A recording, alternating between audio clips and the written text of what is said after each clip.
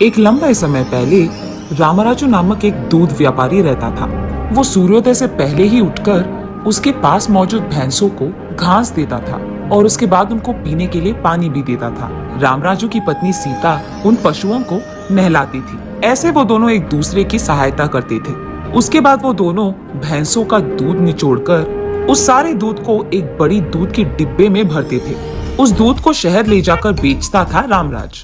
दिन गुजरते गए और शहर में रामराजू के ग्राहक भी कम होते गए और इसीलिए रामराजू ठान लेता है कि कुछ भी करके उसके व्यापार को पहले की तरह अच्छा बनाना होगा।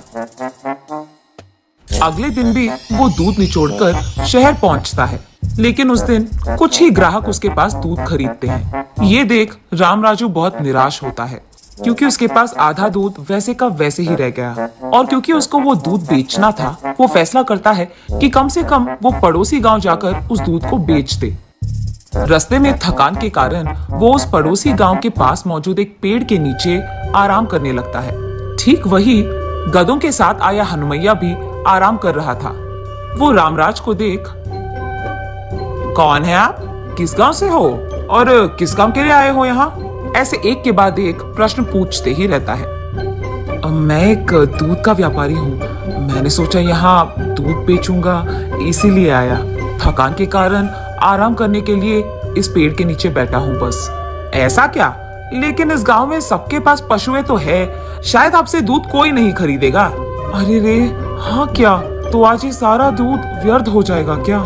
ऐसे उसके मन में सोचता है रामराज। वैसे वो किसका दूध है? ये दूध तो घने भैंस के हैं। ओ ऐसा क्या? लेकिन इस सारे आसपास गांव में सभी गधों को पालते हैं, इसलिए सब यहाँ गधे का ही दूध पीते हैं ना। चौंक कर रामराज, क्या गधे का दूध पीते हैं? अरे ऐसे क्यों चौंक गए? गधे का दूध तुम्हें सस्ता लगता है क्या? तुम्हें ये पता है गधे के दूध का मूल्य भैंस के दूध से कई ज्यादा है। फिर से चौंक जाता है रामराज। क्या शहर में गधे का दूध खरीदते हैं? अरे हाँ, वहां तो गधे का दूध कोई नहीं बेचता ना, इसीलिए कुछ लोग तो शहर से यहाँ आकर दूध खरीद कर जाते हैं।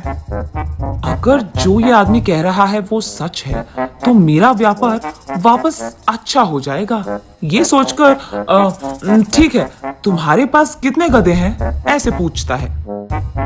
बहुत सारे हैं। क्यों? कुछ नहीं, मैंने सोचा अगर कोई दूध देने वाले गधे हैं आपके पास तो मैं 2 खरीद लूं। अरे इतना ही ना, लेके जाओ, 2 नहीं तो 4 ले लो। ऐसे रामराजू हनुमैया के पास 2 दूध देते हुए गधों को खरीद कर घर ले जाता है। गधों को घर लाए हुए पति को देख सीता, ये क्या जी, आप गधों को घर लाए हैं, इनके साथ क्या करेंगे आप? अरे इन्हीं से तो कल से हमारे व्यापार में लाभ होगा सीता। गधों से व्यापार में लाभ कैसे आएगा जी? शहर में इनके दूध का बहुत मूल्य है, वो मुझे आज ही पता चला। गधों का दूध कौन भला खरीदेगा जी? वैसे इसका दूध कौन पीता है? भैंस और गाय के दूध से कई ज्यादा शक्ति इन गधों के दूध में है। गाय और भैंस के 1 लीटर दूध में जितना पोषक शक्ति है, गधों के 1.25 लीटर में उतना होगा। क्या ये सच है? अब ये सच हो कि गलत किसको पता, यही हम लोगों को बोलकर इसको बेचेंगे। ऐसे कहकर रामराज अगले दिन से गधों का दूध निचोड़कर उन्हें शहर ले जाकर, गधों का दूध बहुत अच्छा है और पोषक तत्व शक्ति भी बहुत ज्यादा है, ऐसे कहकर कम मात्रा के दूध को ज्यादा दाम में बेचता था।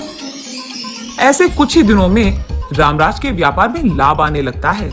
इससे पहले ज्यादा मात्रा के भैंस के दूध बेचने पर उसे कम पैसे मिलते थे, लेकिन अब गधों का दूध कम मात्रा में होने के बावजूद ज्यादा दाम में बिकता था। इसीलिए वो आए हुए उन पैसों से और गधों को खरीदकर शहर में गधे के दूध का एक दुकान स्थापित करता है रामराज।